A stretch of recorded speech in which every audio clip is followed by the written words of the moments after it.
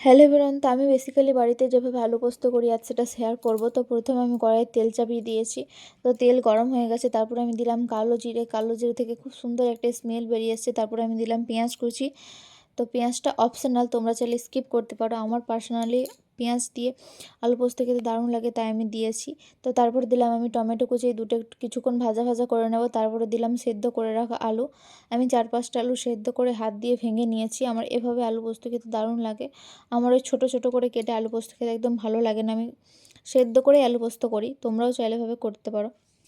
তো তারপর আমি দিলাম লবণ দিয়ে কিছুক্ষণ ভাজা ভাজা করে নেব। তারপর আমি কিছুটা জল দিয়ে ফুটিয়ে নেব, কারণ পোস্ত দিয়ে আমি ফোটাই না। আর ফোটাতে নেই, আমি শুনেছি ফোটাতে নেই, জানি না কেন ফোটাতে নেই পোস্ত দিয়ে।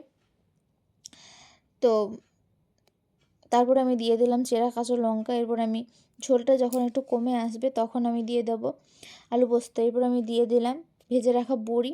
এভাবে আমার বড়ি দিয়ে আলু পোস্ত খেতে দারুণ লাগে। তো দেখো ঝোলটা অনেকটা কমে এসেছে। এরপর আমি দিয়ে দেবো বেটে রাখা পোস্ত। আর পোস্তর পরিমাণটা আমি একটু বেশি দিয়েছি।